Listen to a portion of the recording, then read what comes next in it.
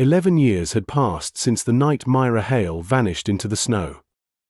How could a 16-year-old girl disappear from a town where almost everyone knew her, yet leave behind no clear evidence of where she actually went? Mira was never found. Her phone was never recovered. The second boot was still missing.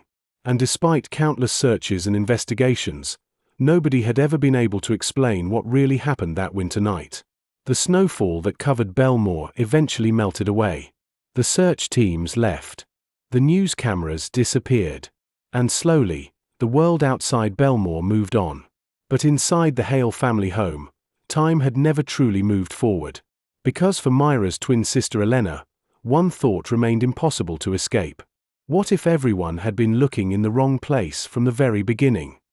For 11 years, Elena Hale refused to let her sister disappear twice, once from Bellmoor, and then from memory. She wrote letters, filed appeals, contacted journalists, and repeatedly requested reviews of the original investigation. Most of her requests received the same polite responses at first, followed eventually by the same silence afterward. Investigators believed there was no new evidence, no new witnesses, and nothing significant enough to justify reopening a case that had remained unanswered for more than a decade. But Elena believed the investigation had overlooked something far more important than evidence itself. It was the possibility that everyone had accepted a version of events that was never truly proven. For 11 years, the same story had been repeated. Mira reached the northern road. Something happened there. And she disappeared. But Elena kept returning to the same question. What if the very first assumption was wrong? No witness had ever confirmed seeing Mira reach the northern forest road. The second boot was never found. The phone was never recovered. The school bag appeared far away from where investigators believed she vanished. And after 11 years, nobody could explain why. On the anniversary of Mira's disappearance, Elena traveled to the regional police headquarters. The same worn folder rested on her lap. Inside were 11 years of unanswered questions, photographs, maps, petitions, letters, and timeline notes she had collected while searching for answers. There were also dozens of signatures from residents supporting another review of the case. The waiting room was quiet. Rain tapped softly against the windows. Across the hallway, officers moved between offices carrying paperwork and case files. Most never looked up. To them, it was another workday. To Elena, it was another attempt. Perhaps her last. Elena sat alone studying the folder she knew almost by memory. Around her, phones rang, footsteps moved through the hallway, and officers continued with their ordinary routines. But for Elena, nothing about that morning felt ordinary. As she slowly opened the folder, beneath the investigation reports and search maps was something she had carried with her for years. An old photograph of two identical faces, two sisters standing together during a time when neither of them knew how much their lives were about to change. For a moment, the noise of the police station disappeared, and Elena found herself remembering a conversation she had tried to forget for 11 years. It happened only days before Mira disappeared. A normal argument between sisters. The kind every family has. The kind nobody remembers. Until it becomes the last one. Mira had been different during those final weeks. Quieter. More distant. Always writing something. Always distracted. And eventually, Elena confronted her. "Why won't you just tell me what's going on?" Elena asked. "You barely talk to me anymore." Mira was already frustrated. She snapped back. "Maybe because everyone keeps asking me questions." "Mira, I'm just worried about you." "No, you're not." Mira looked away. "You just want everything to go back to normal." The words hurt Elena more than Mira realized. "That's not fair," Elena replied. But Mira continued. "Maybe one day I'll just stop talking completely." The room went quiet. The anger disappeared from Elena's face almost immediately. "Don't say that." Mira said nothing. Elena moved closer. "You can be angry with me. You can ignore me. You can shout at me." Her voice softened. "But don't ever think you're alone." With tears in her eyes, Elena continued. "You're my sister, Mira. You are our world. Mom, Dad, Me. We don't know what we'd do without you. For the first time that evening, Mira stopped fighting. The anger slowly faded. I'm sorry. Elena shook her head. I'm sorry too. Neither of them said anything after that. They just hugged, the way they had since they were children. At the time, Elena believed they still had a lifetime ahead of them. There would be more disagreements, more apologies, more late-night conversations, and countless ordinary moments together. The kind of moments families rarely realize are precious until they are gone. A voice suddenly brought her back. Miss Hale. Elena blinked as the sound of footsteps slowly returned around her. The voices. The ringing phones. The busy hallway outside. 11 years had passed. But for a few moments, she had been back in that room with Mira again. The folder was still in her hands. The photograph still between her fingers. She wiped her eyes, closed the folder, and stood. After 11 years, she was still trying to keep the promise she made that night. To never stop looking for Mira. Elena collected her folder and entered. The department head listened patiently. At first, the conversation sounded familiar. A grieving sister seeking answers. An old disappearance. A cold case. But then Elena began discussing something different. Not theories. Facts. No confirmed witness ever saw Mira reach the northern road. No secondary footprints were found near the bicycle. The second boot vanished. The phone vanished. The school bag appeared somewhere else. And despite years of investigation, nobody could explain how those pieces fit together. Finally, Elena placed a photograph on the desk. Mira Hale. 16 years old. Smiling. Alive. I'm not asking you to solve it today, Elena said quietly. I'm asking you to admit it was never solved. The room fell silent. For several moments, neither person spoke. Then the department head slowly leaned back in his chair. Thoughtful. Not convinced. But no longer dismissive. Outside the office, another investigator waited near the end of the corridor. A woman carrying transfer paperwork beneath one arm. She looked like someone trying to leave behind a difficult chapter of her own life. Her name was Clara Voss. The two women briefly crossed paths. Neither knew it then. But both were walking toward the same mystery. 1 week later, Elena Hale appeared in a televised interview. The segment lasted less than 10 minutes, but something about it spread quickly. Former residents shared it online, cold case communities began discussing Bellmoor again, and local newspapers revisited the disappearance. For the first time in years, public attention returned to the Mira Hale case. Hundreds of kilometers away, the same woman who had briefly crossed paths with Elena outside the office watched the interview from her desk. Clara Voss. Most of the office had already gone home. Only a few monitors remained illuminated, and the television in the corner replayed Elena's words. Someone in Bellmoor knows what happened to my sister. But the statement itself wasn't what held Clara's attention. It was the reasoning behind it, the inconsistencies Elena pointed out, the unanswered questions left behind, and the uncomfortable possibility that the original investigation may have accepted certain assumptions without ever proving them.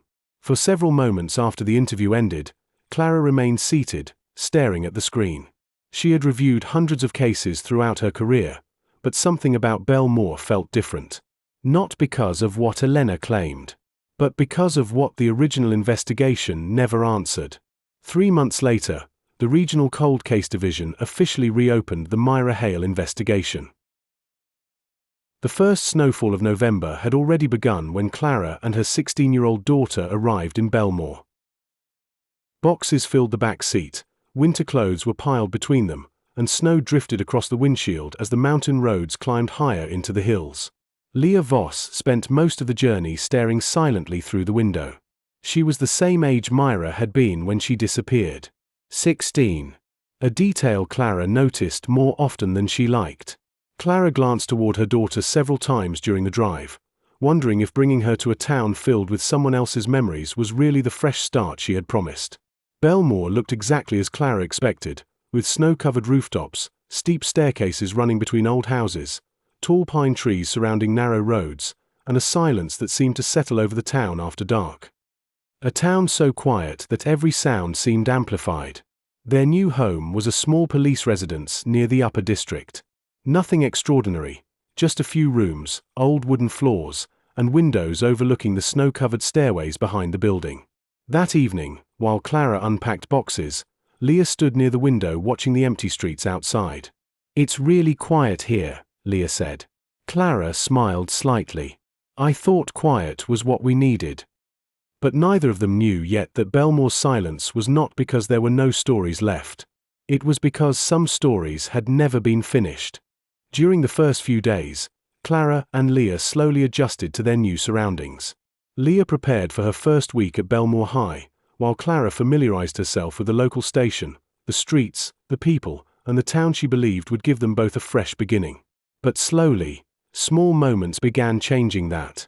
A shop owner paused after hearing Clara was working with the police. "You're here about Mira, aren't you?" Clara had not mentioned the case. At the local station, older officers still remembered exactly where they were when the first missing person call came in.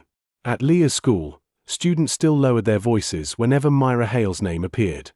A faded missing poster, damaged by years of winter weather, still remained pinned behind the glass notice board near the old community center. Only then did Clara understand something unusual about Bellmoor. Mira Hale was not simply a girl who disappeared there 11 years ago. To Bellmoor, it sometimes felt like she had disappeared yesterday. Store owners remembered her. Teachers remembered her. Former classmates remembered her. Even people who never knew her seemed capable of describing where they had been on the night she vanished. In Bellmoor, Mira had never truly left. Leah began attending Bellmoor High School less than a week later. The same school Mira once attended. The same hallways. The same classrooms. The same northern district visible beyond the upper windows. Students still spoke about Mira occasionally, usually during winter, usually when snow began falling. Always quietly. As though discussing something the town preferred not to disturb. Meanwhile, Clara began reviewing the original case files. Boxes of forgotten evidence, photographs, witness statements, search records, and interview transcripts. Thousands of pages documenting a mystery nobody had solved. Before examining the suspects, Clara decided to begin where the original investigation had begun. The Hale family. Clara had visited many families connected to unsolved cases before. She knew grief had many forms. Anger, silence, denial. But the Hale house felt different. Myra's father, Daniel Hale, opened the door himself. The years had not been kind to him. Not physically, emotionally. Behind the house stood a small woodworking workshop. Dust covered most of the equipment, and half-finished projects sat abandoned against the walls. Rachel Hale carried grief differently. Myra's room remained almost untouched. Books, school items, photographs, and winter jackets were preserved almost exactly as they had been 11 years earlier. As though time itself had stopped. When Clara asked whether she still expected Mira to come home, Rachel looked out toward the falling snow. "People think grief gets smaller." She smiled sadly. "It doesn't." A long silence followed. Life just grows around it. As Clara prepared to leave the Hale home, an older man arrived carrying a small bag of groceries for the family. Daniel introduced him simply as Arthur Vale, an old family friend who had helped them through the years after Mira disappeared. But it was Elena who eventually gave Clara something new, something no report had fully documented. During one interview, Elena admitted she had withheld information from investigators years earlier. Not because she wanted to mislead them. Because she was afraid. Several weeks before disappearing, Mira had become unusually interested in forgotten parts of Bellmoor's history, especially old buildings most residents no longer talked about. One name appeared more than once during their conversations. The abandoned municipal heating facility. "Why didn't you tell police?" Clara asked. Elena lowered her eyes and replied, "Because I thought they'd stop looking for her." For the first time since arriving in Bellmoor, Clara felt she had learned something genuinely new. Over the following weeks, Clara revisited Bellmoor's original suspects. Not because she believed they were guilty, but because she wanted to understand why the town believed they were. The original investigation had produced several names, several possibilities, and several stories that had followed people for more than a decade. The first was Ethan Crow, Myra's tuition teacher. For years, residents whispered about him because of messages deleted from his phone shortly after investigators began questioning him. In a town searching desperately for answers, the missing messages became their own mystery. But as Clara reviewed the files more carefully, the story began to change. The deleted conversations were connected mostly to personal problems Ethan had been trying to hide, financial struggles, and a failing marriage. Embarrassing. Suspicious at the time, but unrelated to Myra. Yet Ethan remembered something the original investigators never considered important. During her final weeks, Myra had changed. She became distracted during lessons, frequently looking outside the classroom windows, asking unusual questions about places most students her age would normally ignore. At the time, Ethan assumed it was curiosity. Years later, Clara wondered if it was something else.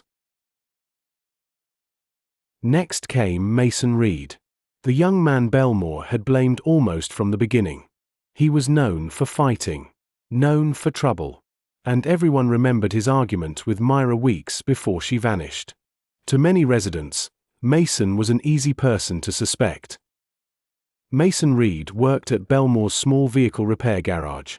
He had a reputation for fighting, a short temper, and making poor decisions.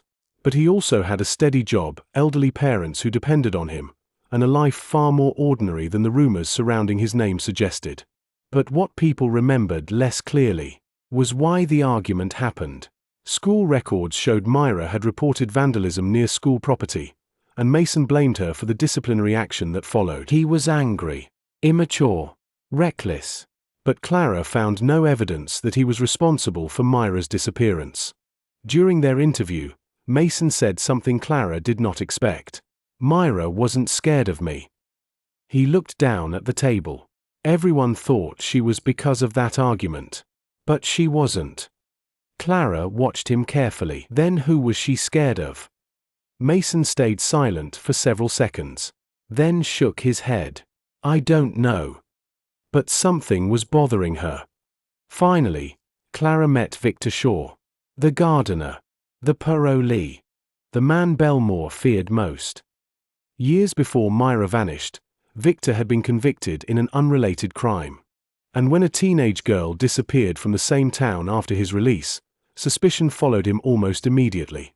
Victor listened quietly as Clara summarized years of accusations against him. Then he laughed softly. Not because anything was funny. Because he had heard the same story too many times before. Nobody cared where I was that night, Victor said. He looked through the frosted window.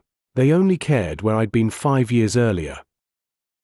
By the end of winter, Clara had reached a troubling conclusion. Most of Bellmoor's suspects shared one thing in common. They were easy to suspect.